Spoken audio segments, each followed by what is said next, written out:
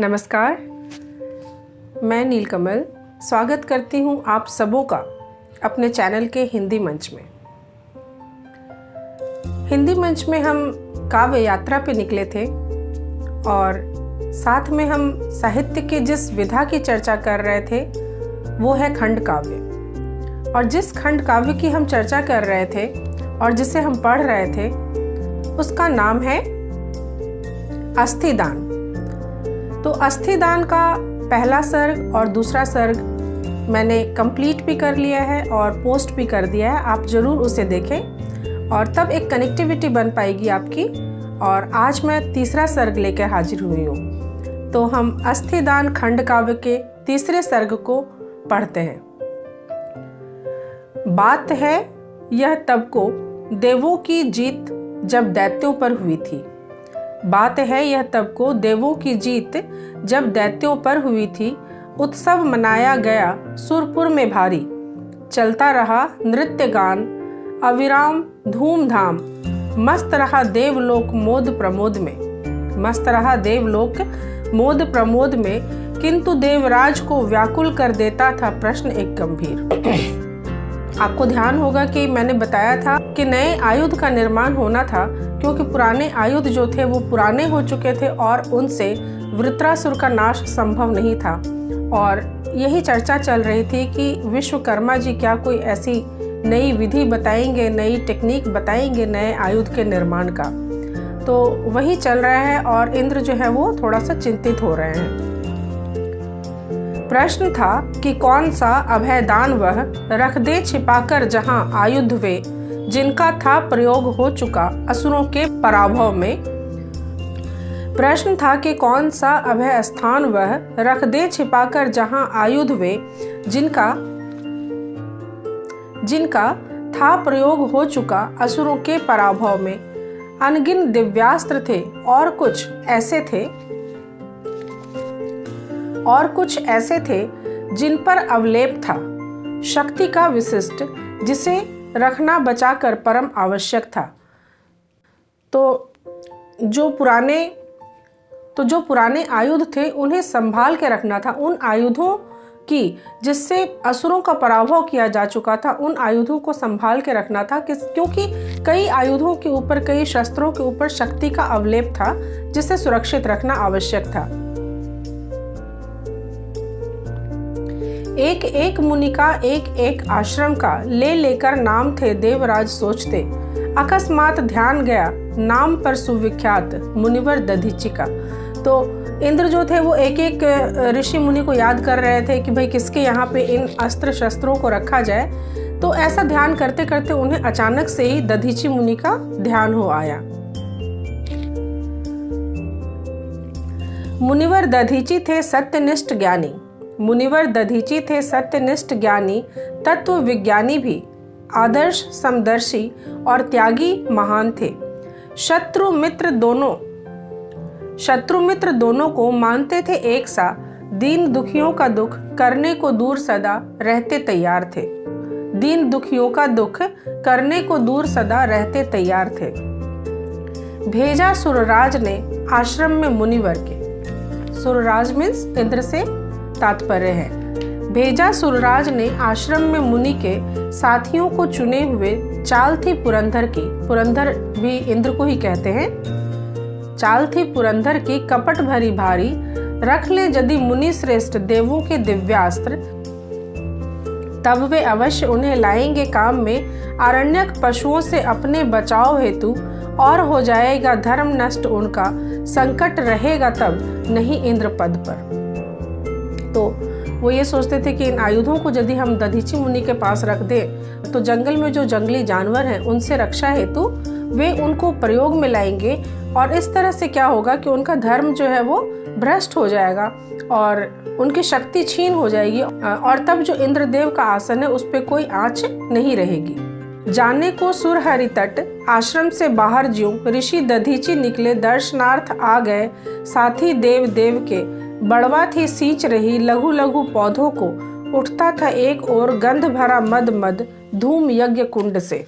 नमन किया देवों ने ऋषिवर दधीचि का।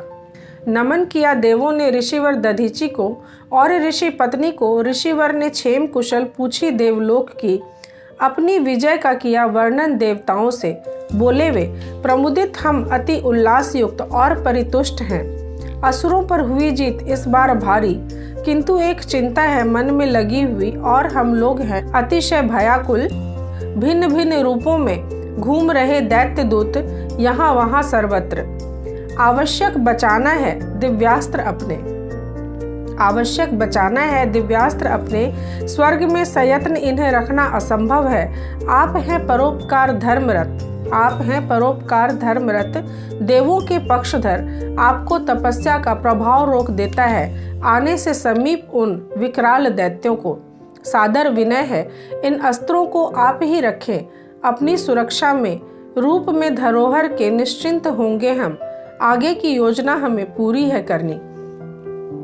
तो जो इंद्र देवता और बाकी सब देवता हैं वो दधीचि मुनि से कहते हैं कि इन अस्त्रों को आप ही संभाल के रख लीजिए, क्योंकि आप देवों के पक्ष में भी हैं, तो आपके पास ये अस्त्र सुरक्षित भी रहेंगे और आपको देखकर आपके पास ये दैत्य भटकने भी नहीं आएंगे, देखने भी नहीं आएंगे। दया में दधीचि थे द्रवित हुए देखकर कातरता देवों की। दधीचि को दया आ गई कि ठीक है, देवता लोग इतने परेशान हैं तो उनके अस्त्रों को हम रख लेते हैं संभाल के। दया में दधीचि थे द्रवित हुए देखकर कातरता देवों की। बोले, छोड़ जाओ सब दिव्यास्त्र अपने, उनको करूंगा मैं सावधान रक्षा। देवता प्रसन्न हुए, किंतु उठी बोल तभी ऋषि पत्नी बड़वा। बोझ क्यों विपत्ति का लाद रहे अपने पर, स्वामिन आप अपने।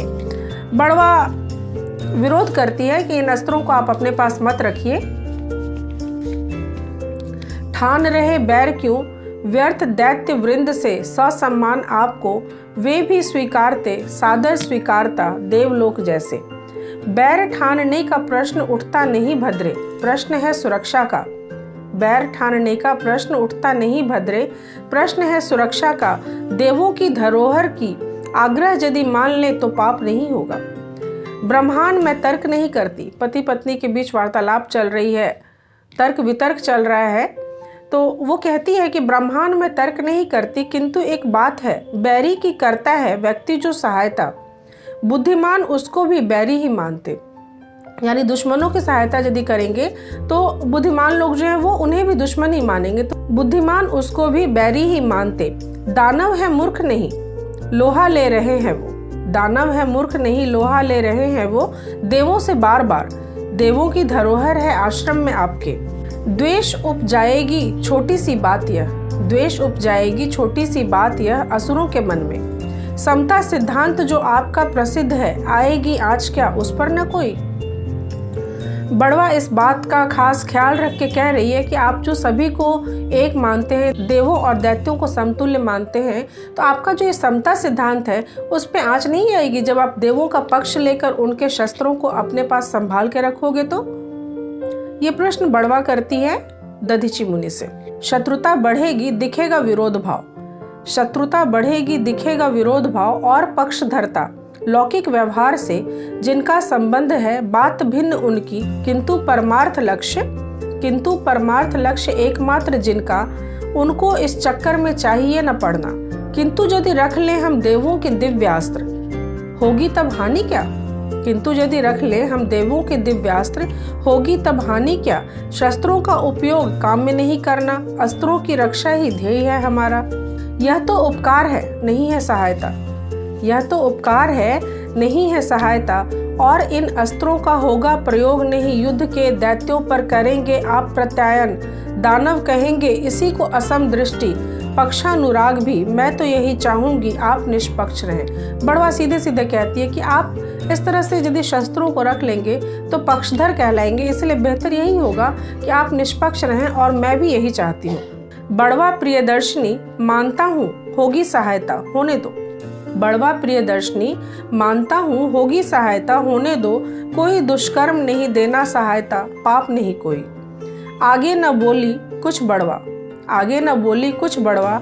पति की पुजारन थी कितना कुछ कहती, पति की पुजारन थी कितना कुछ कहती।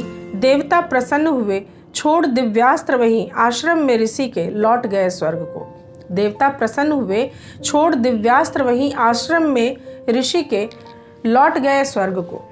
तो इसी के साथ खंड काव्य अस्थि दान के तीसरे सर्ग की समाप्ति होती है। चौथे सर्ग को लेकर मैं पुनः हाजिर होंगी। उम्मीद है आपसे, आशा है आपसे, इच्छा है मेरी कि आप इस काव्य यात्रा में मेरे सहयात्री बने। बहुत बहुत धन्यवाद आप सबों का मुझे सुनने के लिए। मिलते हैं अगले वीडियो में।